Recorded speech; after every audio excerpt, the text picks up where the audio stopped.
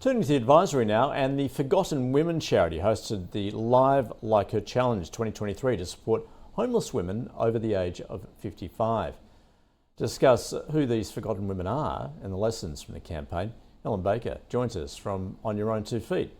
Helen, welcome to Hi. ausbiz. Thanks for joining us. Thanks, Jennifer. How are you? Very well. Forgotten women. What's your definition? What women are we talking about? Yeah, often people like your mum probably and your grandma. So in Australia, we have 40,000 women living out of cars, which when I talk about that overseas, people are like, in Australia, because we're the lucky country. But the reality is that these women are people who didn't have superannuation, who didn't get financial advice, who are not across these situations and unfortunately have fallen through the cracks and just don't have enough. And their only option really is to live out of a car or out of a park. They're the new homeless. All right, so in terms of the charity, what are you trying to do? Yeah, so the Forgotten Women is separate to my organisation. We actually give financial advice to women. So we want to encourage women from all demographics to get on their own 2 feet and stay there, seek advice, look at getting this information, get acting with your investments and your super as early as you can so you can prevent being that person, and look out for your parents as well. They often don't know what we know in this generation. And we really need to get on the front foot and help these women. How do you actually do that though, Helen, given, as you say, these women, perhaps as they, and now the second half of their lives, the children may have left home, but nonetheless they have sacrificed a lot, certainly their time, and that quite often means that they're not earning, and which means they're not contributing to super, and that has some massive implications for them once they retire or at least leave the workforce. Yeah, 100%. That is absolutely the issue. There's just nothing to build from. But hopefully for those people who are working, or they have a spouse who is working, a partner that's working, that they can get across those finances and sometimes even make them aware of things they haven't realised. Like the amount of people who've come through these doors, and I have what I call 5 foundations, and in 16 years of financial advice, no one has ever passed my 5 foundations test. That's before you start buying properties and investment properties or investing. So we need to make sure we've got those things in place and our spouse has those things in place so that should something come crashing down, we don't have to sell these investments off. We don't lose the things that we've invested in. You're 100% right. If there's no money coming in, it's pretty difficult, but for a lot of people while they're working or even when they've retired, making sure they're securing all of that so it doesn't have to be broken. I would imagine particularly acute at the moment, rising debt levels, women dealing with cost of living issues. How do you get across that? You've got to try and get your debt out of the way, then maybe consider investment. But as I said, most of the moment is just trying to make ends meet.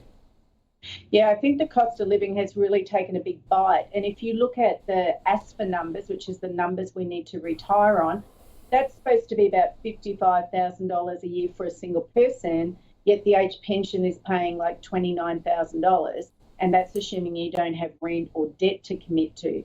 So already you're behind the 8 ball. So it's absolutely paramount we fix some of these things like gender pay gap, that we fix the superannuation retirement gap, that we look at all of these issues and continue to be proactive, because that rate moved from 65-year-old women plus living out of cars to now 55-year-old women out of cars. And we know that investment make a difference. Time is your friend.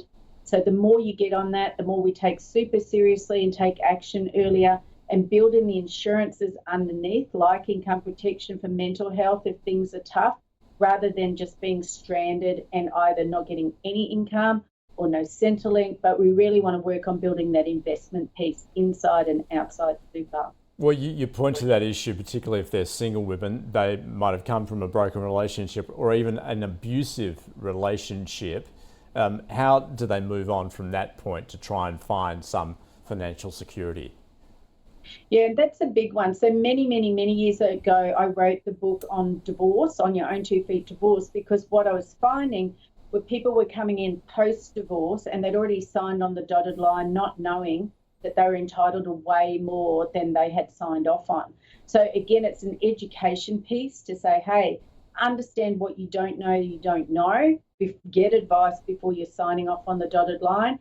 Don't just walk away. Understand things are tough and there's mental health and you just want your freedom, but you get one shot at this and you want to make sure you walk away. You're entitled to rights in Australia to access certain assets. So you want to make sure you know that and take advantage of that so you can set yourself up and get yourself your own home for moving forward. You talk about financial visibility. What do you mean by that? Has that just been across all the financial issues that affect you?